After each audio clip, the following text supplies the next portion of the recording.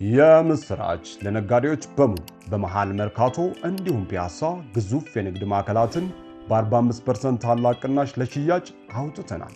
በፒያሳ ከ400 ሺህ ብር ቅድመ ክፍያ ጀምሮ እንዲሁም በመርካቶ ከ1.3 ሚሊዮን ብር ቅድመ ክፍያ ጀምሮ ለ10 ባለ ዕድለኞች ለሽያጭ አውጥተናል።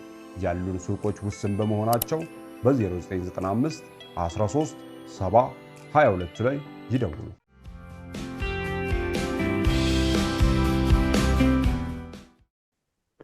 ጤና ይስጥልን ክቡራን ተመልካቾቻችን፣ ሲሳይ አገና ከሉዓላዊ ሚዲያ አርብ ግንቦት 14 2018 ዓመተ ምህረት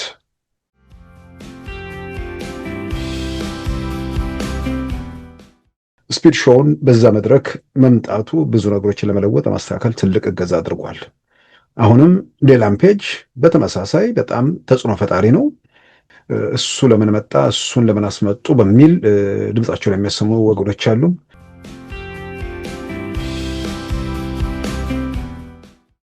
እሳቸው ስለ ዓለም አቀፍ ትምህርት ፖሊሲ ለንደን ላይ ንግግር ሲያደርጉ ምክትላቸው አቶ አንዳርጋቸው ጽጌ የሱዳን ጉዳይ አስፈጻሚ ሆነው ኢትዮጵያን ሲከሱ እውነት ለመናገር ሰውም ወረደባቸው።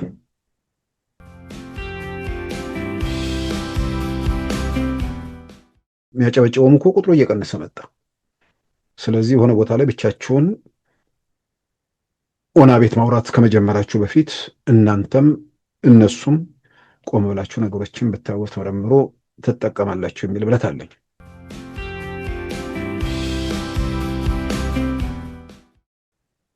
አጠቃላይ ስዕሉን ስለሚያሳይ እዛች ከተማ ላይ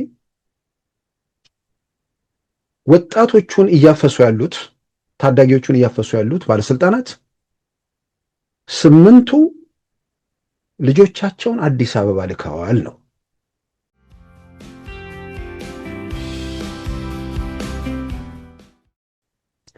በዛሬው ፕሮግራማችን በእነዚህና በሌሎች ወቅታዊ ጉዳዮች ላይ ትኩረት አድርገናል። አሁን ወደ ዕለቱ ዜና እናመራለን።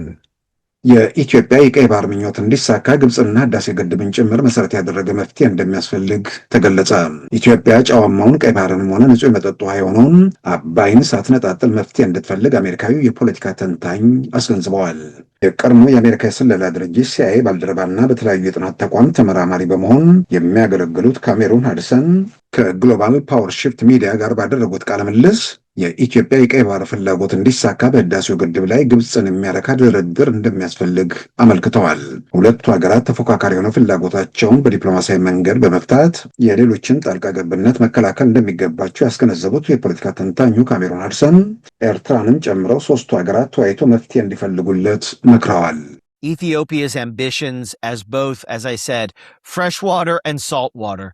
And I think that these things go hand in hand. You're not going to solve Ethiopia's Red Sea ambitions without there being some greater satisfaction from Egypt on the outcome of the GERD talks. በኢትዮጵያና ኤርትራ መካከል ውጥረት ባለበት በአሁኑ ወቅት አሜሪካ የኤርትራን ማዕቀብ አነሳለሁ ማለቷና የኢትዮጵያን ማንሳቷ መልእክቱ ግልጽ እንዳልሆነላቸው የተናገሩት ካሜሩን ሃድሰን ለሁለቱ ሀገራት የሚጋጭ መልእክት ማስተላለፉ ስትራቴጂ ሊሆን ይችላል፣ ሆኖም ይህ ስትራቴጂ ለመካከለኛም ሆነ ለረዥም ጊዜ አይጠቅምም ሲሉ ተደምጠዋል። በኢትዮጵያ ባለው የጸጥታ ሁኔታ በተለይም ከህወሓት ጋር ስላለው ውዝግብና በምርጫው ዙሪያም ተወያይተዋል። ጠቅላይ ሚኒስትር አብይ አህመድ ከተለያየ ማህበረሰብና እምነት መምጣታቸውና በጸጥታ ተቋም ውስጥ ማለፋቸው ሀገሩን አስተባብሮ በአንድነት ለመያዝ የሚያስችል አቅም ቢሆንም በዚህ ረገድ መፍትሄ ሳይገኝ ግጭቶች መቀጠላቸውን ባሉታዊነት ጠቅሰው በኢትዮጵያ በተለይም በአዲስ አበባ ያዩትን የልማት እንቅስቃሴ ግን አስደማሚ ሲሉ ገልጸውታል። ከትራምፕ በስቲያ ረቡዕ ከግሎባል ፓወር ሺፍት ጋር ቃለ ምልልስ ያደረጉት ካሜሮን አዲሰን ከሁለት ሳምንታት በፊት አዲስ አበባ እንደነበሩ ገልጸው በአዲስ አበባ የሚታየውን የልማት እንቅስቃሴ የሚታይና የሚዳሰስ ስለመሆኑም የዓይን ምስክርነታቸውን ሰጥተዋል። ጠቅላይ ሚኒስትር አብይ አህመድ አዲስ አበባን የቀጠናውም የአህጉሩም ቀዳሚ ማድረግ ከፍተኛ ጉጉት እንዳላቸው መገንዘባቸውንም በዚሁ ቃለ ምልልስ አንስተዋል። And I think we can't ignore the massive, development progress that Ethiopia has made, both in kind of the visible and tangible, the skyline of Addis and the road network that has been built. It is truly impressive. I was just in Ethiopia 2 weeks ago and saw for myself, and it changes dramatically. I think they call it the Dubai of Africa. Yeah. And so, and it's clear that he has that ambition, right? Prime Minister Abiy has the ambition of making, Addis the kind of the pearl of the region and the continent. በሶማሌ ክልል ጎዴ የሚገነባውና በዓመት 3 ሚሊዮን ቶን ዩሪያ ማዳበሪያ የሚያመርተው ፋብሪካ ቀደም ሲል ከተቀመጠለት ጊዜ ባጠረ ሁኔታ በ34 እንደሚጠናቀቅ ባለሀብቱ አሊኮ ዳንጎቴ ገለጹ። በተጨማሪም በዓመት 2 ሚሊዮን ኤንፒኬ ማዳበሪያ የሚያመርት ፋብሪካን በተመሳሳይ እንደሚገነባ አስታውቀዋል። ለራይዝ ኒውስ በግንባታው ዙሪያ አስተያየታቸውን የሰጡት ጠቅላይ ሚኒስትር አብይ አህመድም የግንባታው ጊዜ እንዲያጥር መወሰኑ ለኢትዮጵያ መልካም ዜና ነው ብለዋል። ዳንጎቴ ኢንቨስትመንት ግሩፕ በግንባታው ስፍራ የራሱን 120 ሜጋዋት ኃይል በማመንጨት ተግባሩ እንደሚቀጥልና ከግንባታው ጋር በተያያዘ 5000 ቤቶች ስራ በ4 ወራት እንደሚጠናቀቅ የገለጹት አሊኮ ዳንጎቴ 3 ሚሊዮን ሜትሪክ ቶን ማዳበሪያ የሚያመርተው ፋብሪካ ግንባታው በ34 ተጠናቆ ስራ እንደሚጀምር ገልጸዋል። በተጨማሪም ማዳበሪያዎችን የሚያሽጉ የከረጢት ፋብሪካዎችና 2 ሚሊዮን ቶን ኤንፒኬ ማዳበሪያ በዓመት የሚያመርት ፋብሪካን በተጨማሪ እንደሚገነባ ገልጸዋል። በዚህም የኢትዮጵያን ግብርና ትራንስፎርም ለማድረግ እየሰራን ነው ሲሉ ተደምጠዋል። From today this project will start production, delivered will start production in 30 months from now, and we'll be doing 3 million tons of urea fertilizer. We are also having a packaging plant. በአፍሪካ ቁጥር 1 ባለጸጋ የሆኑት ናይጄሪያዊ ባለሀብት አሊኮ ዳንጎቴም በአፍሪካ ምድር ከናይጄሪያ ቀጥሎ ከፍተኛ ኢንቨስትመንታቸው የሚገኘው በኢትዮጵያ እንደሆነም ገልጸዋል። በጠቅላላ አፍሪካ ኢንቨስት ካደረጉ 9% የሚሆነው በኢትዮጵያ እንደሚገኝም አመልክተዋል። ከመነሻው ፋብሪካውን በ40 ወራት እንደሚያጠናቅቁ ቃል የገቡ ቢሆንም አሁን ደግሞ ጊዜውን በማሳጠር ለማጠናቀቅ መወሰናቸው ለኢትዮጵያ ያለውን ፋይዳ የጠቀሱት ጠቅላይ ሚኒስትር አብይ አህመድ ይህ የምግብ ዋስትና እንድናረጋግጥ የሚያግዝ ብቻ ሳይሆን ከጎረቤቶቻችንም ጋር የምንጋራ ይሆናል ሲሉ አስተያየታቸውን ሰጥተዋል። This is a great news for us. If we could realize in 13+ months the fertilizer plant, this means a lot for Ethiopia. We can definitely realize our strategic vision on food security, not only for Ethiopia. We can also share food and other resources including fertilizer to our neighboring countries. በዓለም ላይ የሚፈጠሩ ቀውሶች ከዚህ ቀደም ያስከተሉትን ችግር ያስታወሱትና ለአብነትም የሩሲያና የዩክሬን ጦርነት ያሳደረባቸውን ጫና የዘረዘሩት ቢሊዮነሩ አሊኮ ዳንጎቴ የማዳበሪያ ምርትን በመጨመር ያለውን ሁኔታ ለመቋቋም የሚደረገውን ጥረት ጠቅሰዋል። አሊኮ ዳንጎቴ የግንባታ ሂደቱ ከተጀመረው የማዳበሪያ ፋብሪካ በተጨማሪ በሲሚንቶ ምርት ላይ መሰማራታቸውን የጠቀሱት ጠቅላይ ሚኒስትር አብይ አህመድ በስኳር ፋብሪካ ግንባታም ለመሰማራት ማቀዳቸውንና በልዩ ልዩ ዘርፎች ላይም ኢንቨስት እንዲያደርጉ ንግግር መጀመሩን አመልክተዋል። አሊኮ ዳንጎቴም በኢትዮጵያ በተጨማሪ ኢንቨስትመንት መስክ ለመሰማራት ከጠቅላይ ሚኒስትር አብይ አህመድ ጋር እየተነጋገሩ መሆናቸውን ገልጸው ለዳንጎቴ ኢንቨስትመንት ግሩፕ ኢትዮጵያ በኢንቨስትመንት ቀዳሚ ሀገር እንደሆነችም አመልክተዋል።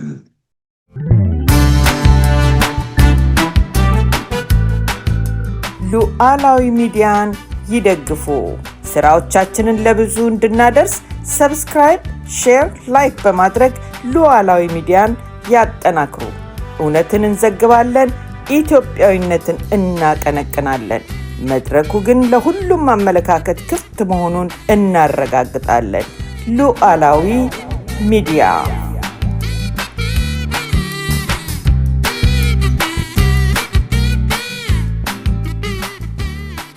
ክቡራን ተመልካቾቻችን ዴላን ፔጅ የተባለ የማህበራዊ ሚዲያ ተጽዕኖ ፈጣሪ ግለሰብ ወደ ኢትዮጵያ መምጣቱ ያው ታውቋል። ከሱ ጋር በተያያዘ በተለያየ መንገድ እንግዲህ በድጋፍም በተቃውሞም የሚወጡ ድምጾችን እየሰማን ነው።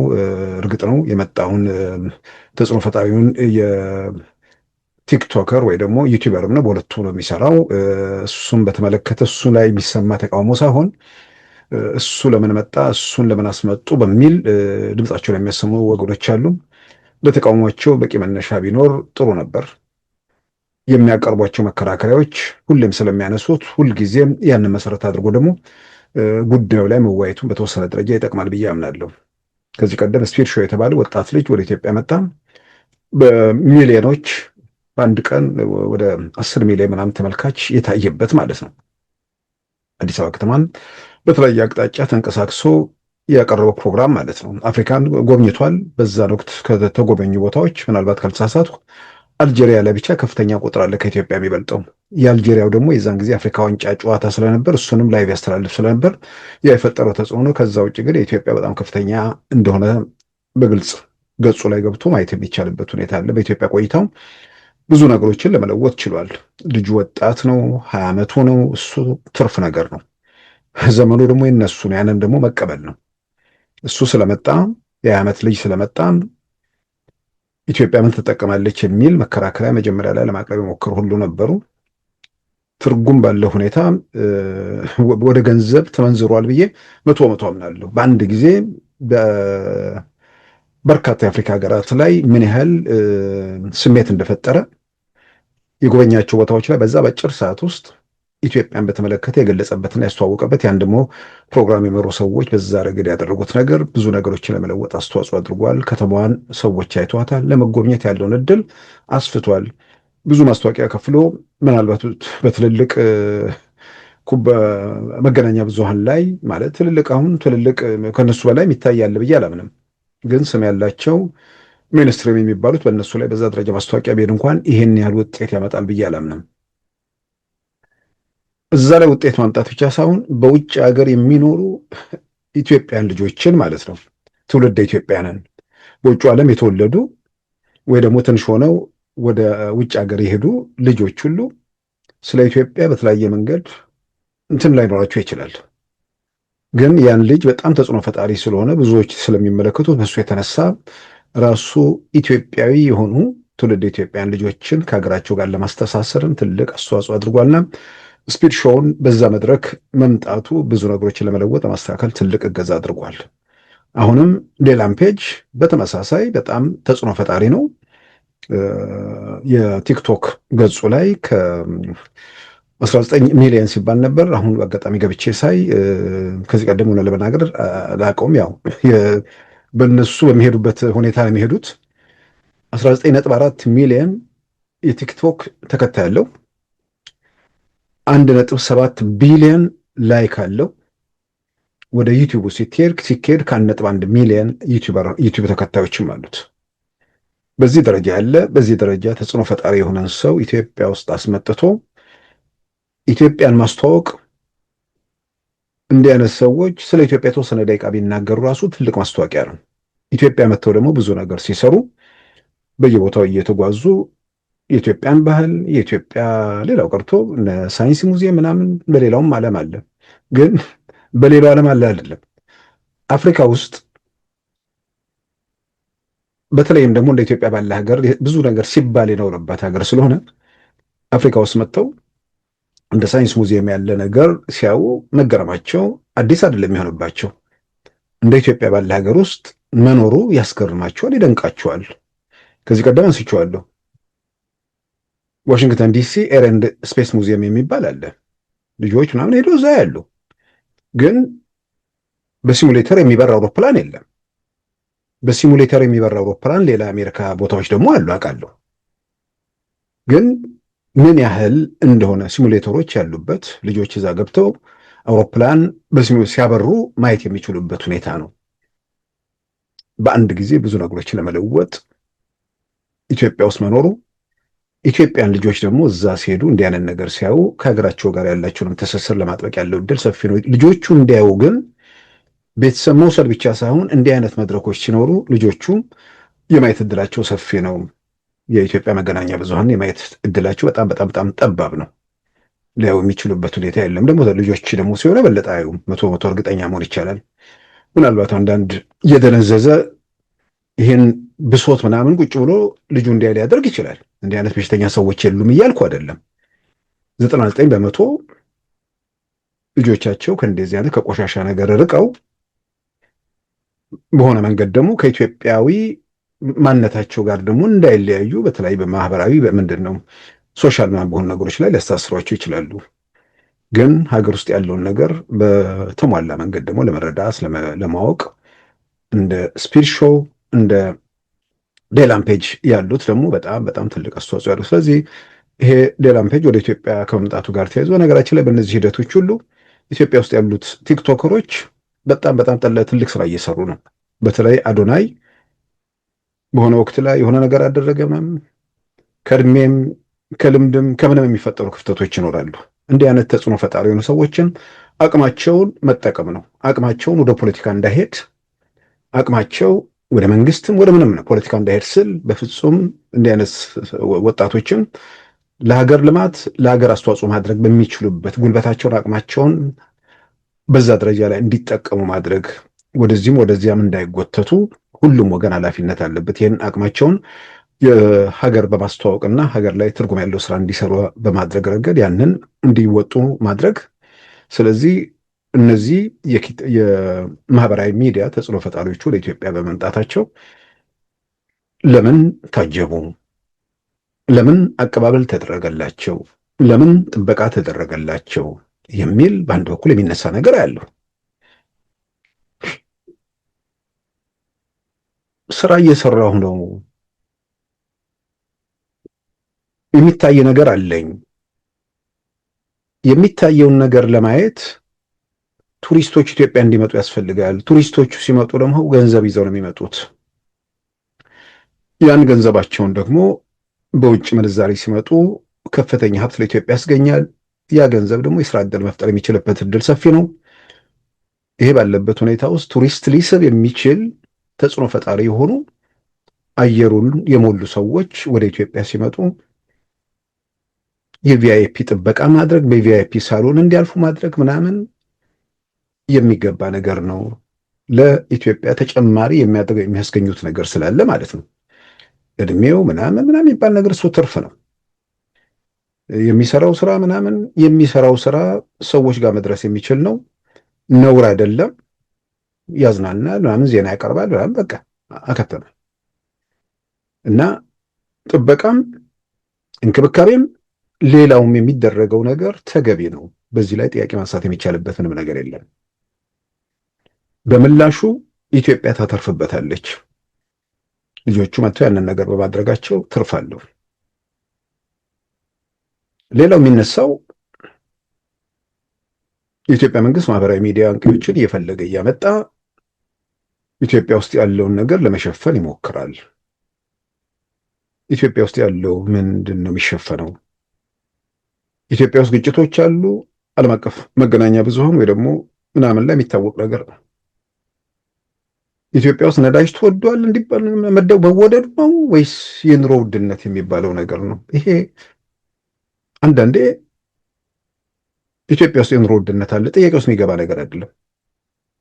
በኑሮ ውድነቱ ዜጎች ላይ ተጽዕኖ አሳርፈዋል። እሱም ጥያቄ ውስጥ አይገባም። ጥያቄ ውስጥ የማይገባውን ነገር ጥያቄ ውስጥ አስገብቶ እዛ ላይ ከመዳከር ይሄ እንዲፈጠር በመንግስት በኩል የተደረገው ምንድን ነው? እንዲፈጠር ለችግሩ መፈጠር መንግስት ምን አደረገ? በአንጻሩ ደግሞ ለችግሩ መፈጠር አስተዋጽኦ ካላደረገ ችግሩ እንዲቀጥል እያደረገ ነው ወይስ ከችግሩ ለመውጣት እየጣረ ነው የሚለው ነገር ይመጣል እና ኢትዮጵያ ውስጥ የኑሮ ውድነት ስላለ፣ ኬንያ ውስጥ የኑሮ ውድነት ስላለ፣ ናይጄሪያ ውስጥ የኑሮ ውድነት ስላለ ኢትዮጵያንም ኬንያንም ናይጄሪያንም ሌሎቹንም ሰዎች አይጎብኟቸው ነው?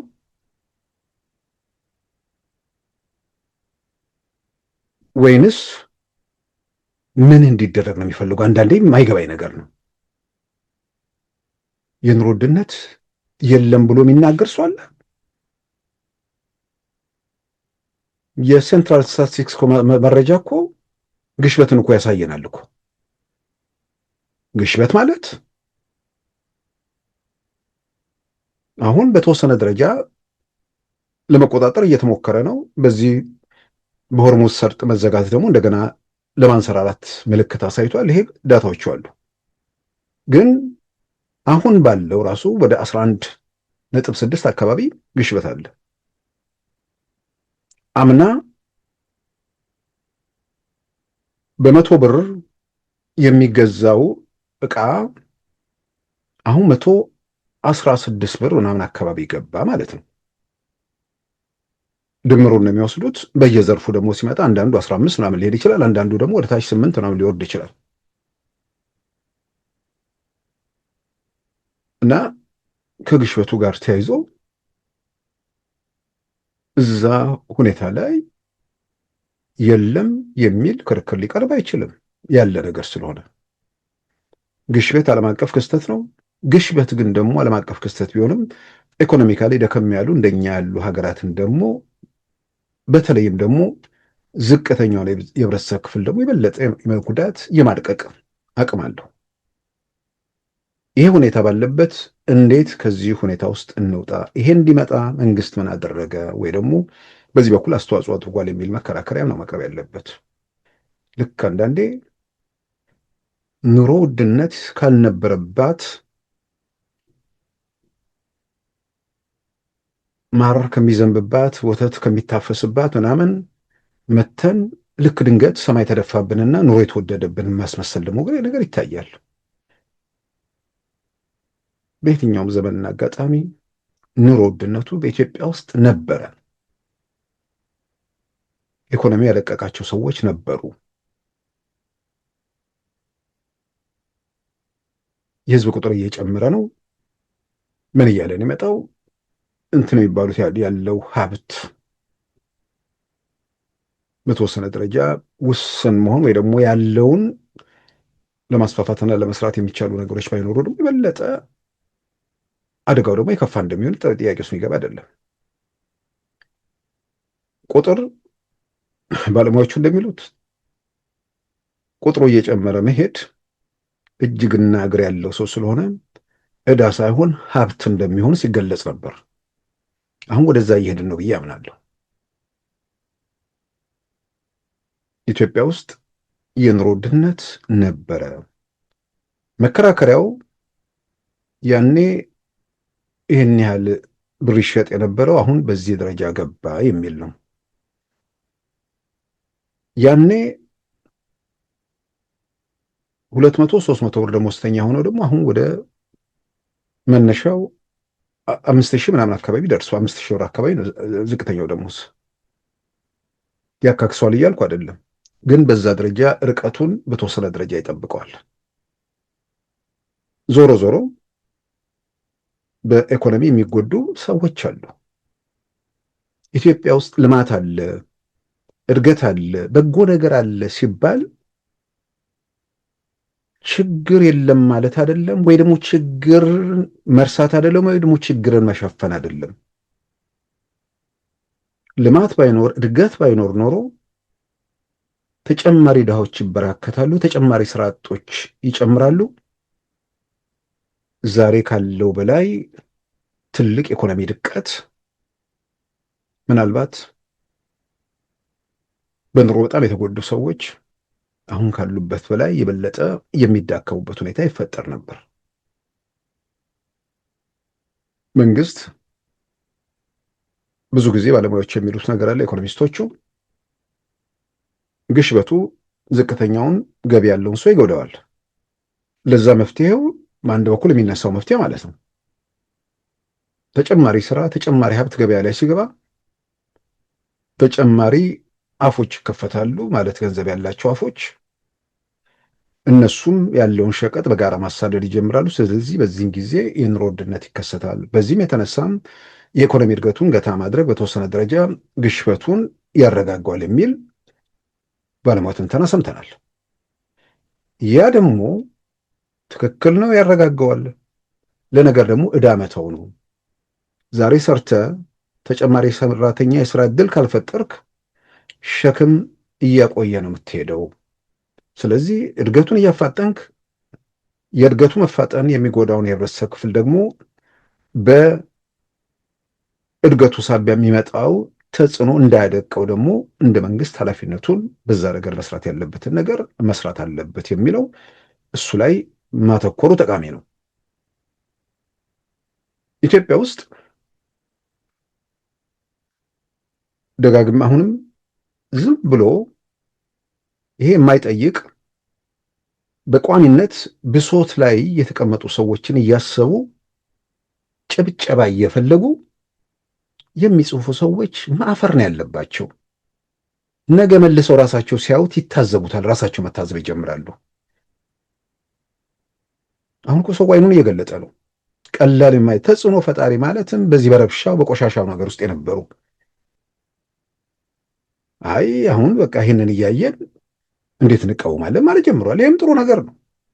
በፊት ባያደርጉት ጥሩ ነበር። በገባቸው ወይ ደግሞ በሆነ ምክንያት ከዚህ በላይ አንረብሽም ብለው ከጥፋትና ከርብሻ ጎዳና መውጣታቸው እሱም በጎ ነገር ነው። ኢትዮጵያ ውስጥ ዝም ብሎ ለማይጠይቀው አይደለም መጽሐፍ የኑሮ ውድነቱን ስልጣን ላይ ያለው መንግስት እንደ ሚዲያ እኮ ማስጮህ ይቻላል እኮ ደስ እንዲባል ማለት ሰው ደስ እንዲለው ዛሬ ደስ እንዲለው ሳይሆን ነገ ወደሚጠቅመው ነገር ላይ ማሸጋገሩ ነው ለማንም የሚጠቅመው። ውጭ ሆኖ ኑሮ ተወደደ፣ ሰልፍ ውጣ፣ ይሄንን አድርግ የሚለው ሰው በሆነ ተአምር የዛ ፍላጎት ቢሳካ ስለ ኑሮ መወደድ አይደለም ከዛ በኋላ የምናወራው። እንደው ተአምር ተፈጥሮ እንደው ሰላማዊ የሚባል ሽግግር ብናይ በኢትዮጵያ ምድር እንኳን የኑሮ ውድነቱን የማንቆጣጠርበት ሁኔታ ውስጥ ይገባል። ተአምር ተፈጥሮ ከሆነ ብዬ ነው። በሌላ በኩል ግን የኑሮ ተወደደ የሚለው ጥያቄ ቅንጦት ይሆናል። የመኖር ያለመኖር አደጋን ከፊት ለፊታችን የምንጋፈጥበት ሁኔታ ነው ያለው እና በመንግስት ደረጃ መወቀስ መጠየቅ ያለበት የኑሮ ውድነቱ እንዲመጣ ምን አደረገ? ምንድን ነው ያደረገው? የኑሮ ውድነት ኢትዮጵያ ውስጥ እንዲመጣ መንግስት ምን አደረገ? ወይስ ኢኮኖሚን በማነቃቃት እድገት መፍጠር እየሞከረ ነው ወይ ነው? ቀደም ሲል እንዳልኩት የባለሙያዎች ትንተና እድገቱ የሚያሳድረው ተጽዕኖ አለ። እድገቱን ማቆም ደግሞ ተያይዞ ገደል መግባትን ሊያስከትል ስለሚችል ሁለቱን ጎን ለጎን እያስታመሙ መሄድ አስፈላጊ ነው። በዚህ ረገድ ዘርፎ አደህያቸው ወይ ደግሞ ስራ እንዳይሰራ አድርጎ አደህያቸው ወይ ደግሞ ኑሯቸው እንዲዳከም አደረገ። ይህንን ነው ኑሮ መወደድ ምን ይደረግ ነው። ለምንድን ነው ለጭብጨባ ወይ ደግሞ ለምናምን የሚደረገው ነገር ብዙ የሚጠቅም ነገር አይመስልም። ስለዚህ አንደኛ እንደ መንግስት ይሄንን ቢያደርግ ይሄንን ቢፈጽም እነዚህ ነገሮች ቢከወኑ ሁኔታዎችን ለማረጋጋትና ህብረተሰቡ ላይ ያለውን ጫና ለመቀነስ የሚቻልበት መንገድ አለ ብሎ ምክንያታዊ የሆነ ሙያዊ የሆነ ክርክር በጣም ጥሩ ነው። እስካሁን አላየን። በሰልፍ ላለው ተጥዶ በሆነ ቦታ ላይ ለተቀመጠው ለሱ እንዲስማማው ብቻ የሚነገሩ ነገሮች በቋሚነት እየተነገሩ የሚቀጥሉበት ነው። አይናችንን ገልጠን የሀገራችንን ጉዳይ ስናይ ከበስተጀርባ የሆነ ኮተት ሳይኖርብን ነገሩን ስንመረምር የሆነ ጎደለብኝ፣ የሆነ ተወሰደብኝ፣ የሆነ ምናምን ነገር እንዴት አግዬ ነበር ነከሌ እንዴት ወጥቶ ምናምን የሚባለው ነገር ውስጥ ሳንገባ ነገሮችን ዝም ብለን ስንመለከት ኢትዮጵያ ውስጥ ኢኮኖሚያዊ እድገት አለ። ኢትዮጵያ ውስጥ ያለው መንግስት እየተወነጀለ ያለው ገንዘብ ሰረቀ ሲባል እስካሁን ሰምቼ አላውቅም። ገንዘብ ከየት አምጥቶ ሰራ የሚል ወቀሳ እየሰማን ነው። ገንዘብ ሰረቀ ሲባል ሰምቼ አላቅም ሲል ገንዘብ የሚሰርቁ ሌቦች የሉም ማለት አይደለም። ይሰርቃሉ የሚለው ከሚገልጸው በላይ ሌቦች በደንብ አሉ። ተደራጅተው የሚዘርፉ ሌቦች አሉ። ምናልባትም በእንደሱ አይነት ጉዳይ ላይ በሚዲያዎችም ምናልባት የመንግስት ሚዲያዎችም እዛ ላይ ተኩሮ ስራዎች መስራት አለባቸው። በመንግስትም በኩል የሚወጡ አንዳንድ መረጃዎች አሉ። በነገራችን ላይ የነ ጀዋርንም መረጃ መንግስት መጠቀም አለበት። እሱ ለራሱ ዓላማ ለፖንትን ይሆናል። ሰዎች ግን በተለያየ መንገድ መልእክት ይልካሉ። በሚላኩት መልእክቶች ላይ ልብ ወለድ ነገሮች ምናምን የሉም ማለት አይደለም። ነገር ግን ለምሳሌ አምቦ አካባቢ ያለው ገዳይ ምናምን ቡድን እሱም በተመለከተ እዛ ላይ ሲወጣ ነበር። መንግስት ደርሶበት ያንን ነገር እርምጃ ወስዷል።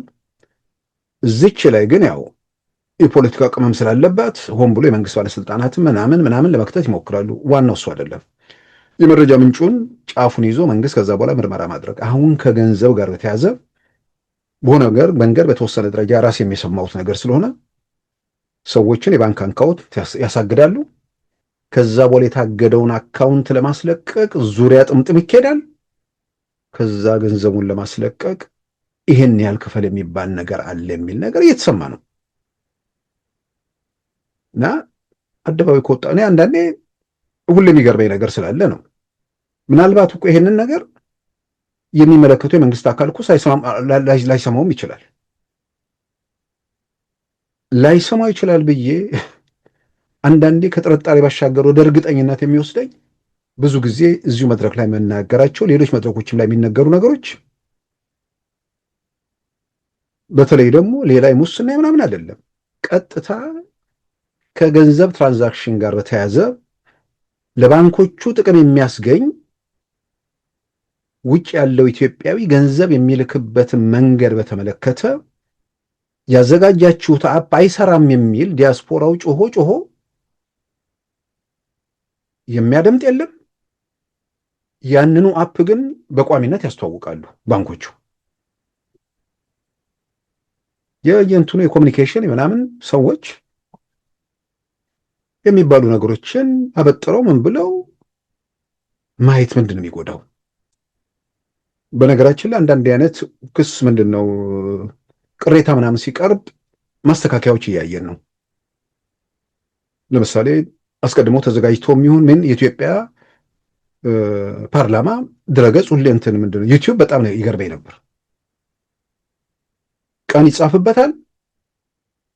ከዛ በኋላ እንዲህ ፎቶ ስናይ አቶ አህመድ ሺዴ የሆኑ ስለ ገንዘብ ሚኒስቴር ሊሆን ይችላል እንዳለን የሆነ ማናቀው ሰው ደግሞ ከሆነ ስለምንድን ነው ብለን ወይ ደግሞ ገልጽ እንትን ማለት ነው።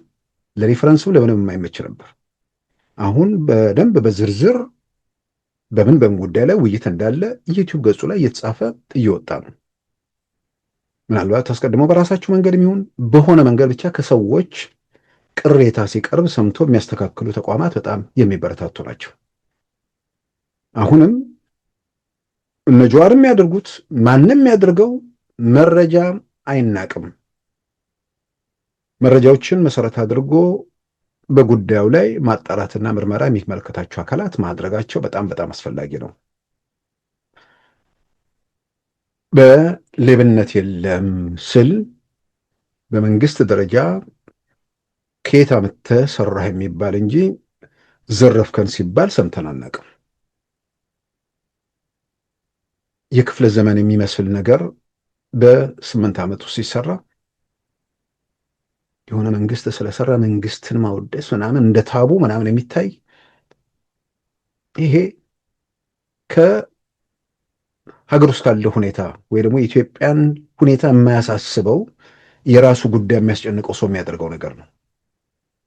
ሀገሩ በዘረኞች በተወጠረበት ሰዓት በተረጋጋ ሀገር ጉዳዩ የኢዜማና የብልጽግና ጉዳዩ ሌላ የኢትዮጵያ ድርጅቶች ሀገር ኃላፊነት የሚሰማቸው የኢትዮጵያ ድርጅቶች እና አብን አሁን ያለው አብን ነው ብለው የድሮውን አይደለም። እንደዛ አይነት ጨዋታ ሲሆን እሱ የፓርቲዎች ውስጥ ጉዳይ ነው። ምንድን ነው የግል ጉዳያቸው ነው። እዛ ላይ እንትን ማለት ይቻላል። አሁን ሀገርን ጠቅላላ ዘረኛ ከየሰፈሩ ከየምናምን ተኮልኩሎ በሚተኩስበት ሰዓት በሚችለው ሁሉ በሚወራጭበት ሰዓት የሚታየው መመስከር መደነጋገሩን ማጥራት ሀገሩ እንዲቀጥል ሀገሩ እንዲረጋጋ በዘላቂነት ህብረተሰቡ እንዲጠቀም የሚመኝ ሰው የሀገር መረጋጋት የትውልድ መቀጠል ነው። ሀገር ይረጋጋ ስል በጭቆና በባርነት ውስጥ ይረጋጋ እያልኩ አይደለም። በጭቆናና በባርነት ውስጥ ያለ ሰላም የመቃብር ሰላም ነው። ያን በግሌም አልቀበለውም። ግን ይረጋጋ ስል ኢትዮጵያ ውስጥ አሁን ባለንበት ሁኔታ ውስጥ ኢትዮጵያ መንግስት ኢትዮጵያ ውስጥ አለ። በስራም በቃሉም በድርጊትም እየመሰከረ ያለ መንግስት ውስጡ ሌቦች አሉ። ትክክል፣ ምንም አያጠራጥርም። በየአካባቢው ዘረኞች አሉ። ምንም የሚያጠራጥር ነገር አይደለም። አንዳንድ ሰዎች የሆነ ብሶት፣ ስሞታ፣ ቅሬታ የሚያሰሙ ሰዎችን ቪዲዮ ይለጥፉና የምትደግፉት ይህን መንግስት ነው ይሉኛል። 100 ምናምን ሚሊዮን ህዝብ ውስጥ በ100 ሺህ የሚቆጠሩ የመንግስት ኃላፊዎች ምናምን ባሉበት ሀገር ውስጥ የሚያዝን ማህበረሰብ የሚያሳዝን ባለስልጣን የለም ብሎ የሚደመድም ሰው ያን እንደዛ የሚያስብ ሰው ነው የሚገርመኝ። ይልቁንም እንዲህ አይነት ነገሮች በደል የሚደርስባቸው ሰዎች ወደ አደባባይ መውጣታቸው ጥሩ ነው።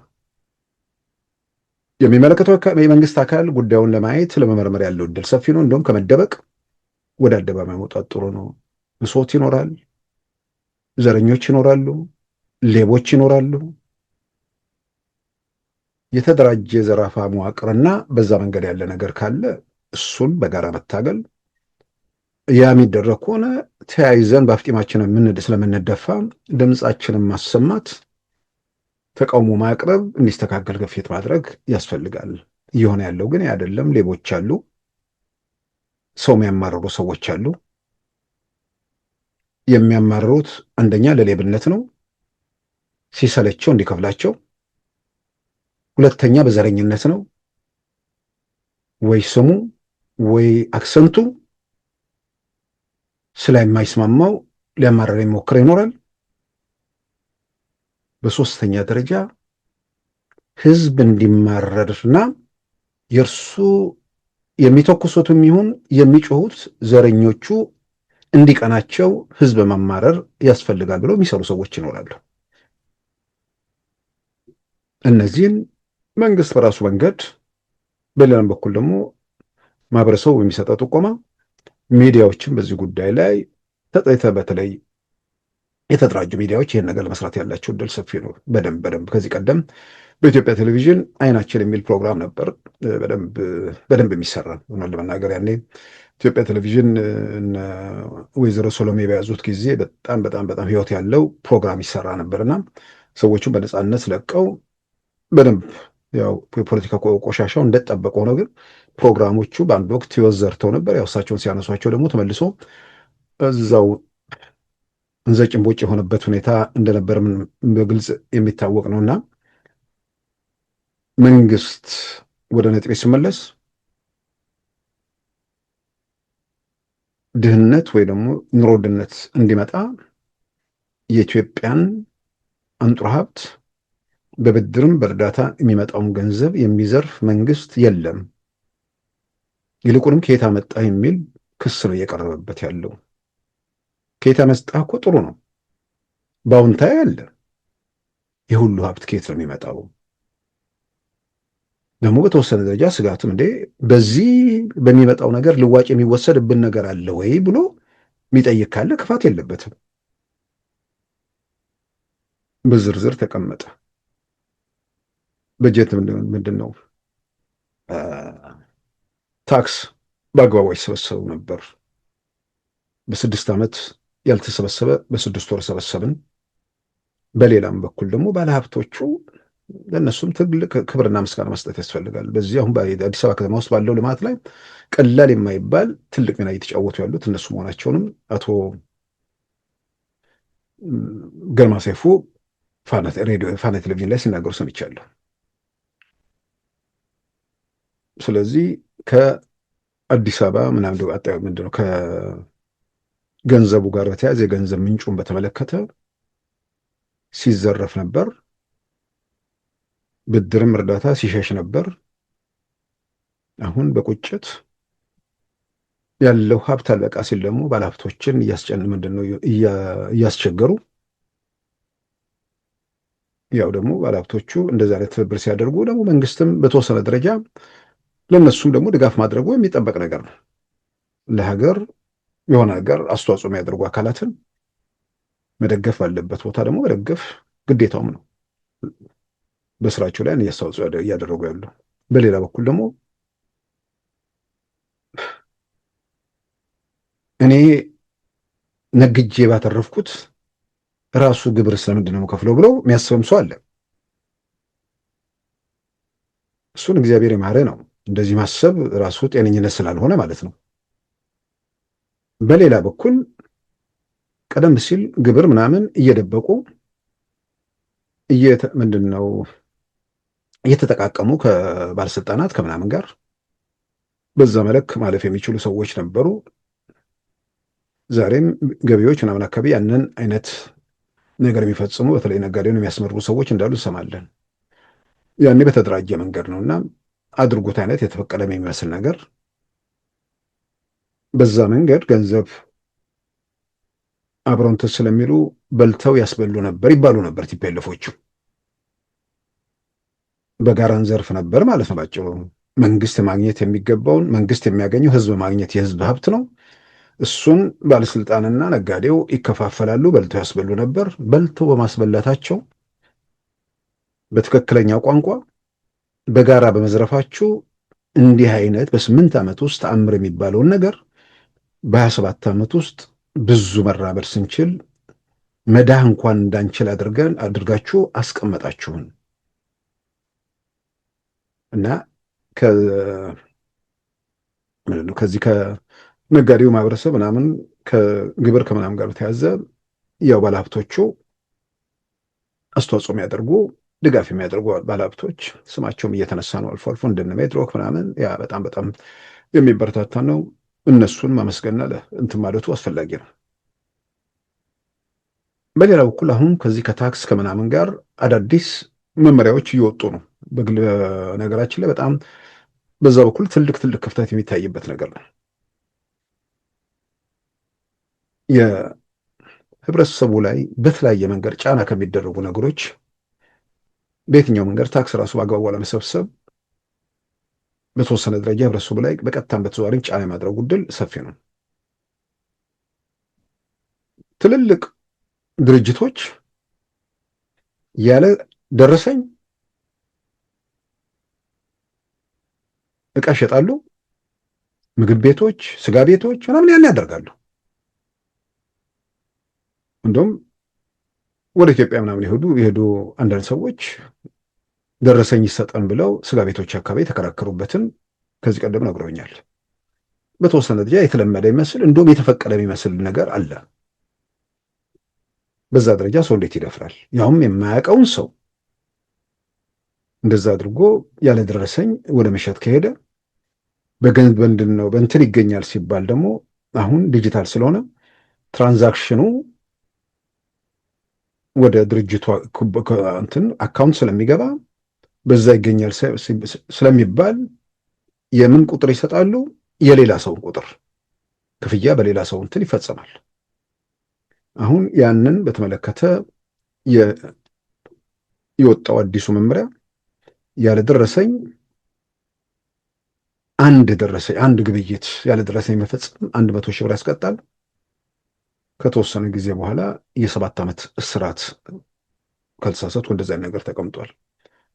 ያው አንዳንዴ ህግ ምንድን ነው ቅጣት ከሰው ልጅ ተፈጥሮ አንጻር በቃ አማራጭ የሌለው ነገር ነው። ነገሮችን ለማስተካከል ህግና ስርዓት ለማስከበር አሁን እስር እንዳለ ከታወቀ በኋላ ያን የሚያደርግ ይኖራል ብዬ አላምንም። ለሚያደርግ ከሆነ ከዚህ ጉዳይ ጋር በተያያዘ የሚመለከተው አካል ጋር ተባብሮ እየሰራ ካልሆነ ማለት ነው። እና ብዙ ነገሮችን ለማስተካከል በዚህ በኩል እየተደረጉ ነው። ስለዚህ በመንግስት በኩል ምንድን ነው ኢትዮጵያ ውስጥ የኑሮ ውድነት እንዲባባስ እያደረገ ነው ወይ? ያንን ማምጣት ነው። ያን የሚያሳይ ነገር የለም። ይልቁንም ስራዎች እየተሰሩ ነው። ስራዎች እየተሰሩ በመሆናቸውም ሀብት እየተፈጠረ ነው። ኢትዮጵያ ውስጥ ሪዞርቶች በብዛት ተሰርተዋል። ከተማው ላይ ትልልቅ ስራዎች ተሰርተዋል። ከአዲስ አበባ ባሻገርም እንደዛ አይነት ስራዎች እየታዩ ነው። እነዚህ ስራዎች በመሰራታቸው የቱሪስት ቁጥር ጨመረ፣ የምታገኘው ውጭ ምንዛሪም ከፍ አለ። በሎካል ማርኬት እናዩም ከተባለ እነ አንድነት ፓርክ ከ1 ቢሊዮን ብር በላይ ያስገቡ ተባለ።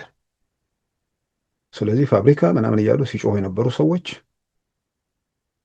እዚህ ጋር እንግዲህ ቆም ብሎ ሀብት እየተፈጠረ መሆኑን ካዩ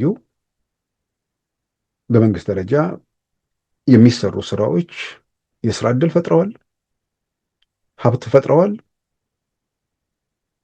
ተጨማሪ ስራዎችን ለመስራትና ዘላቂ ነገር ደግሞ ለማጠናከር ብዙ ርቀቶች እየተሄዱ ነው። ኢትዮጵያ ወደብ አልባ በመሆኗ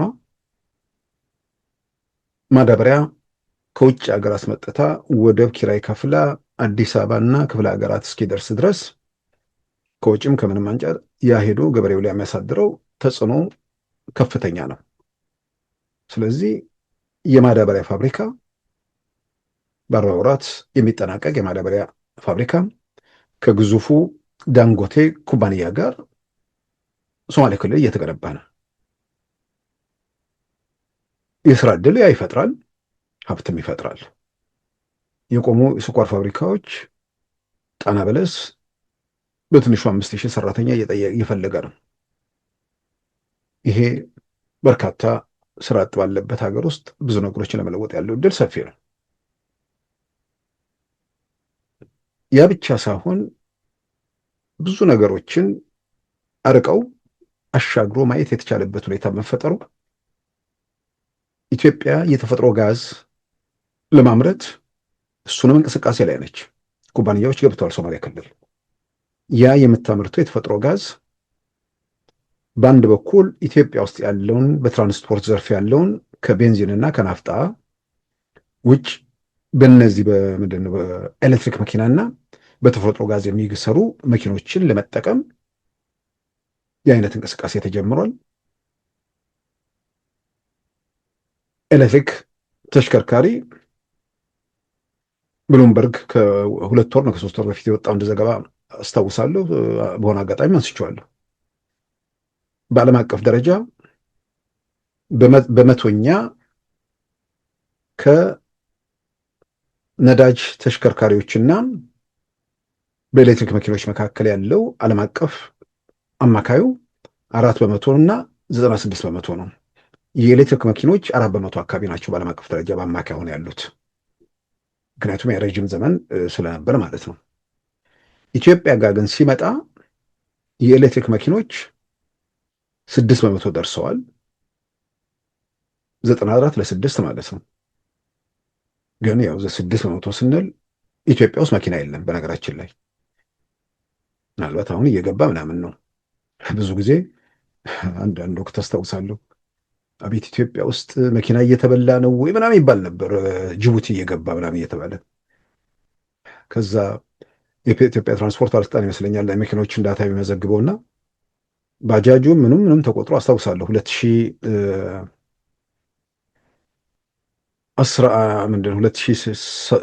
እንደዚህ አካባቢ ከለውጡ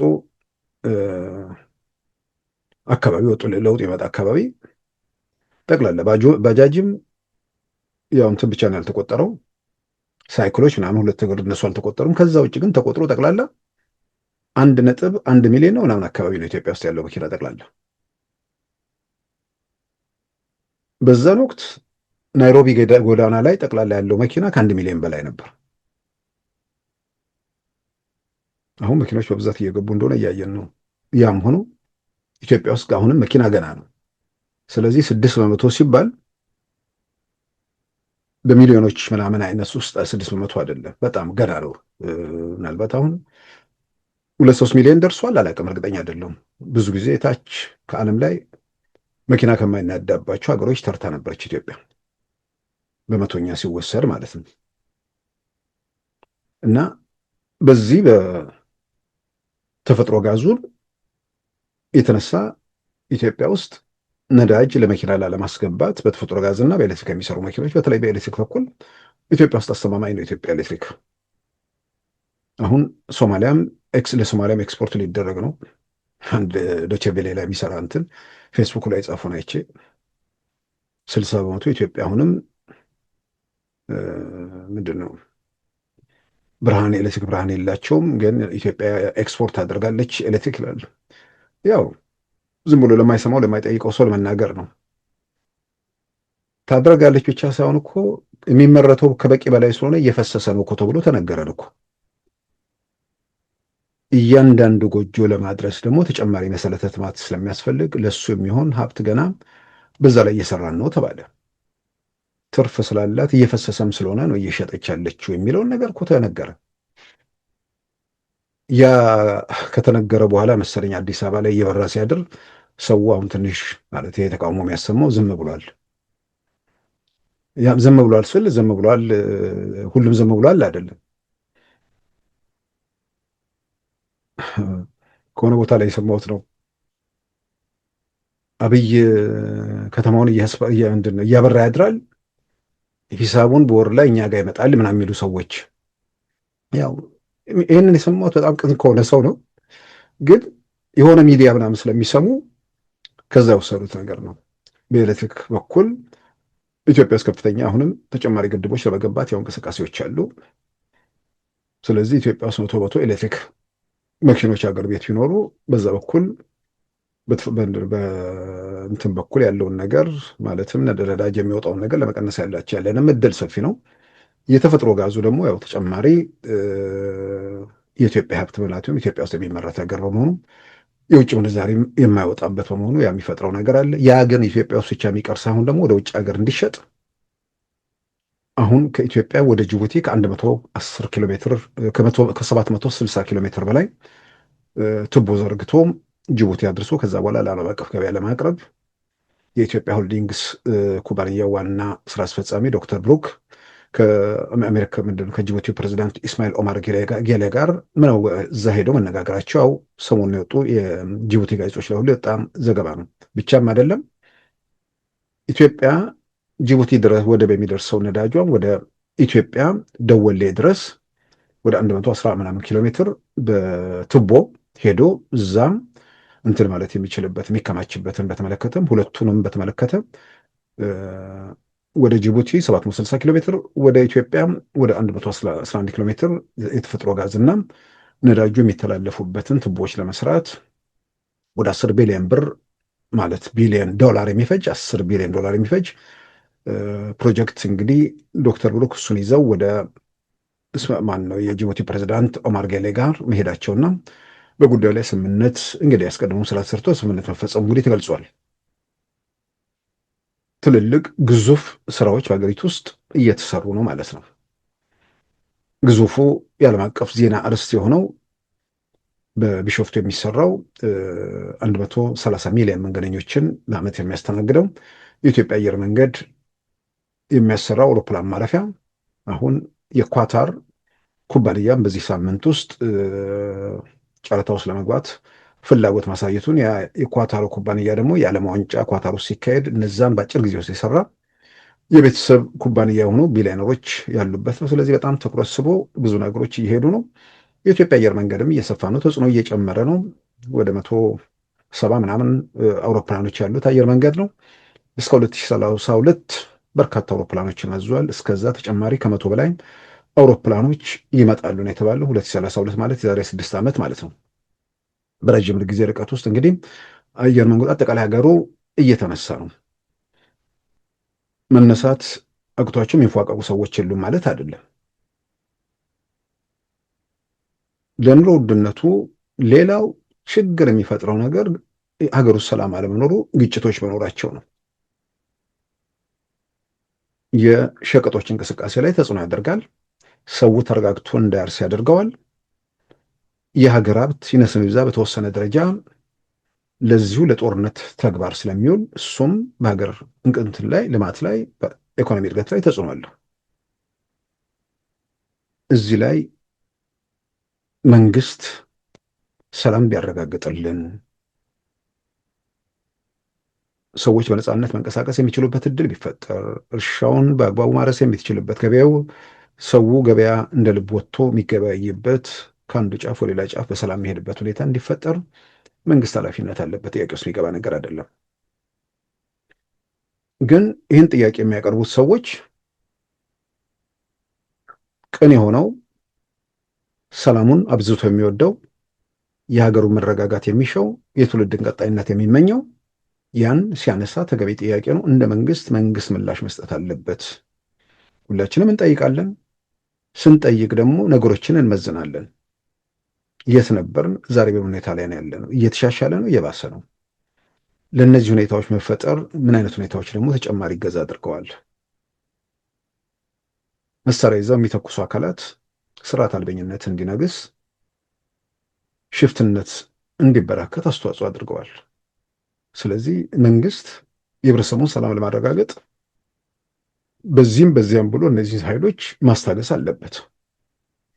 ግን ከምንም በላይ ለማስታገስ ከመተኮስ በላይ ትልቁ መፍትሄ በንግግር በውይይት ችግሮችን መጨረስ ነው። እስካሁን ባለው በየትኛውም አጋጣሚና ሁኔታ ተነጋግረው ለመፍታት ተነጋግሮ ለመጨረስ በኢትዮጵያ መንግስት በኩል ፈቃደኝነቱን በየአጋጣሚ እየገለጸ ነው። በየትኛውም አጋጣሚና ሁኔታ ፈቃደኛ አይደለሁም አላለም ብቻ ሳይሆን ፈቃደኝነቱን በተግባር አረጋግጦ የተለያዩ ቦታዎች ሲደራደር ነበር እና እዚህ ሁኔታ ውስጥ ተነጋግሮ ለመፍታት ስልጣን ላይ ያለው አካል የበላይ ያለው ሀገሩን የተቆጣጠረው ሁሉን ነገር መዳፍ ውስጥ ያደረገው ኃይል መዳፍ ውስጥ የሆነ ላይ ፊንፊን የሚሉ ነገሮች ጋር ከእናንተም ጋር ልነጋገር እያለ ነው። እምቢ ያሉት ደግሞ አድራሻቸው የማይታወቁት በህይወት መኖራቸውን ፌስቡክ እና ምናምን ላይ የምናውቃቸው እነሱ ደግሞ አንደራደርም ይላሉ። ሰላም አላረጋገጠም፣ የኑሮ ውድነት የሚል ጥያቄ ደግሞ የሚያነሱት እነዚህን አማጽያን የሚደግፉ ሰዎች መሆናቸው ደግሞ ምጸቱ እዚህ ጋር ነው። ይልቁንም የሀገሩ ሰላም ከሆነ የሚያሳስባችሁ፣ በዛ ሳቢያ የሚፈጠረን የኑሮ ጫና ከሆነ የሚያስጨንቃችሁ፣ ይሄንን ተኩሶ ወይ የማይደርሰውን እዛው የሚርመጠመጠውን ኃይል እረፍ፣ ህዝቡን አታሰቃየውም ማለት የሚገባችሁ እናንተ ናችሁ።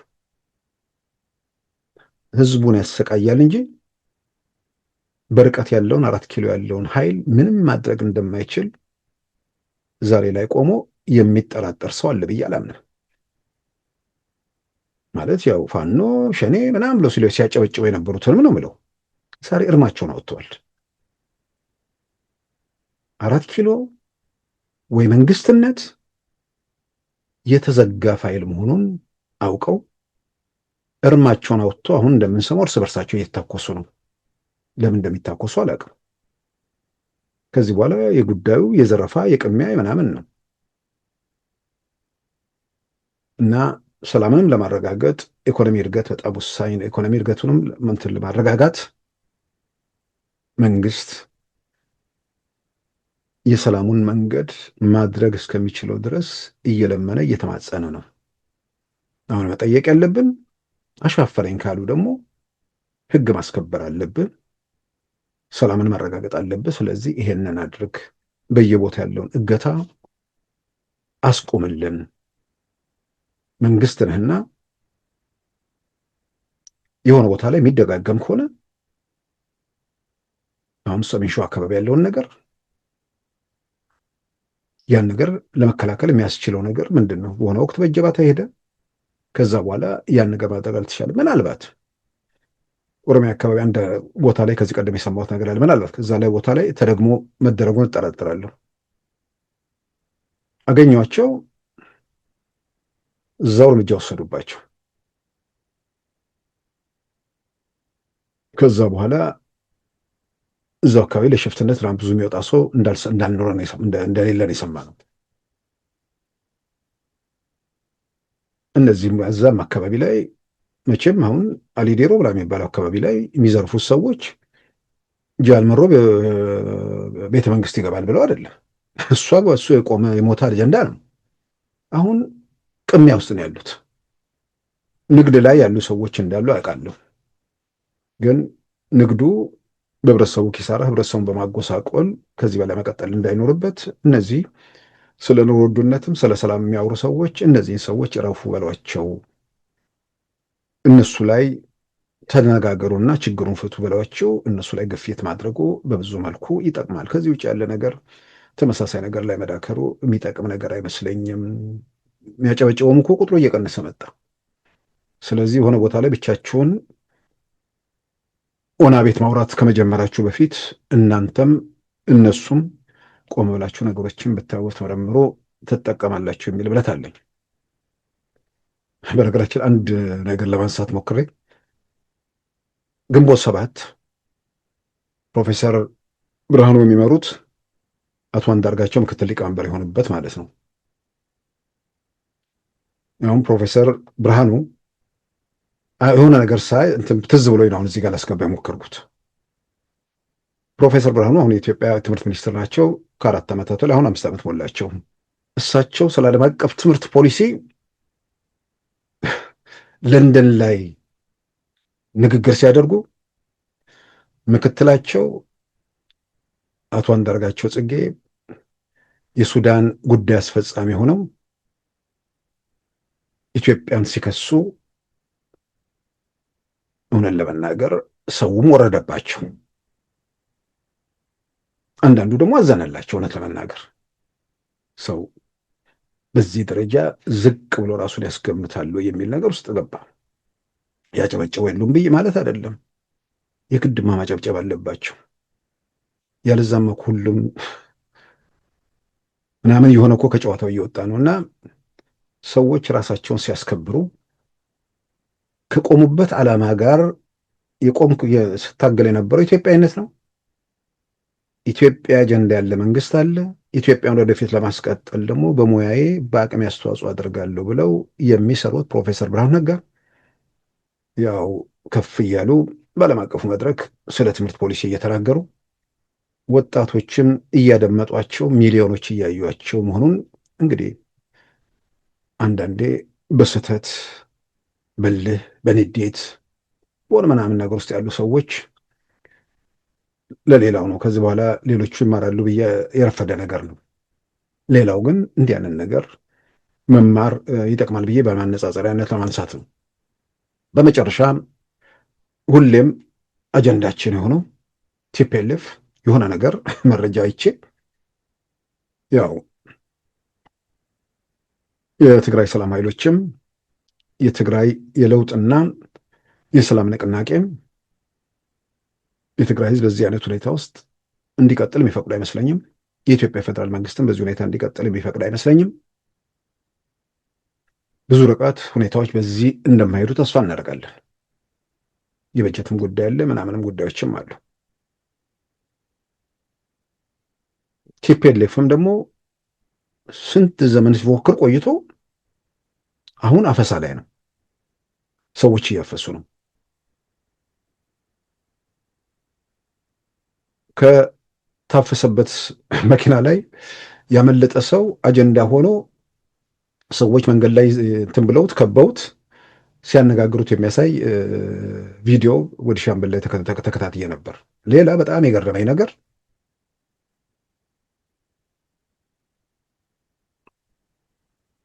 አፈሳው በየቦታው ነው እየተካሄደ ያለው። እንዳሰቡት እንደጠበቁት አላገኙም ብቻ ሳይሆን ከፍተኛ ተቃውሞ እየቀረበ ነው።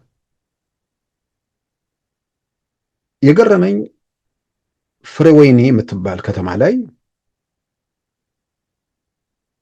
ይሄንን የሚያስተባብሩ ሰዎች እንግዲህ ዞን አይደለም፣ አንድ ከተማ ነች። ያው የሚታወቅ አይደለም፣ አድዋ አይደለም፣ አክሱም አይደለም፣ ሽሬ አይደለም፣ ዝቅ ያለች ከተማ ማለት ነው። አጠቃላይ ስዕሉን ስለሚያሳይ እዛች ከተማ ላይ ወጣቶቹን እያፈሱ ያሉት ታዳጊዎቹን እያፈሱ ያሉት ባለስልጣናት 8ቱ ልጆቻቸውን አዲስ አበባ ልከዋል ነው። አስፋ አብራ ይሄንን ገጹ ላይ ለጥፉታል። ወጣቱን ለጦርነት እየሰበሰቡት ነው። የነሱን ልጆች ግን ወደ አዲስ አበባ ልከዋል። ፍራኦይን የምትባለው ከተማ ላይ እዛ ላይ የተዘረዘሩ የአካባቢ ባለስልጣናት ልጆቻቸው ወደ አዲስ አበባ ይላኩ። ሀፍታሙ ሸቴ፣ ዳንኤል ሀጎስ፣ ዛፉ ገብረ ሕይወት፣ ህንፃ ኪሮስ፣ ሀፍታይ ውጫይ፣ አስካለ ጸጋይ፣ አምደ ብርሃን ውዱ፣ መሰረት ጸጋይ የተባሉ 8 የፍራኦይኒ አካባቢ ኃላፊዎች የሌላውን ልጅ አፍሰው ለጦርነት ለማገድ እያሳደዱ ነው። እነርሱ ደግሞ ልጆቻቸውን አዲስ አበባ ልከዋል ነው። ከዚች ወረዳ፣ ከዚች ቀበሌ፣ ከዚች ከተማ ውስጥ 8 ሰው ከሄደ የ8ቱ ልጆች አዲስ አበባ ከተላኩ የትልልቆቹ ከተሞች የዞን ኃላፊዎች፣ የወረዳ ኃላፊዎች ምናምን የእነርሱ ልጆች የት እንዳሉ ማንም በእርግጠኝነት መናገር ይችላል። የዋናዎቹ ደግሞ ያው አዲስ አበባ ሳይሆን አውሮፓና አሜሪካ፣ አውስትራሊያ ምናምን አስቀድሞ ተሸኝተዋል። ማን ይሞታል? የድሃው ልጅ። ያኔ ማገዱት፣ አሁንም ደግሞ በተመሳሳይ ማገዱት እየተንቀሳቀሱ ነው። ደግነቱ ትግራይ ውስጥ የሚታየው ነገር መልሶ እሳት ውስጥ ላለመግባት ህብረተሰቡ የሚያሳየው እንቅስቃሴ፣ ይሄ እንቅስቃሴ ደግሞ የሚያግዘው የሚደግፈው ከተገኘ ብዙም ርቀት ባልተሄደበት ሁኔታ ውስጥ አንድ ነገር እልባት ይገኛል ተብሎ እንግዲህ ተስፋ ይደረጋል። ክቡራን ተመልካቾቻችን የዛሬ አርብ ግንቦት 14 2018 ፕሮግራማችን በዚሁ ተጠናቋል። ጤና ይስጥልን።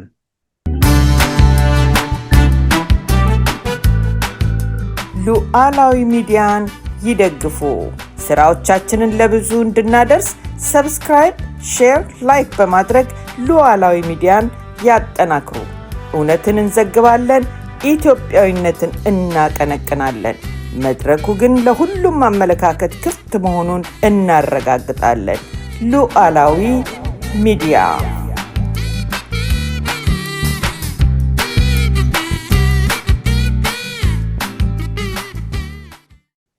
የዛሬ አርብ ግንቦት 14 2018 ፕሮግራማችን በዚሁ ተጠናቋል። ጤና ይስጥልን።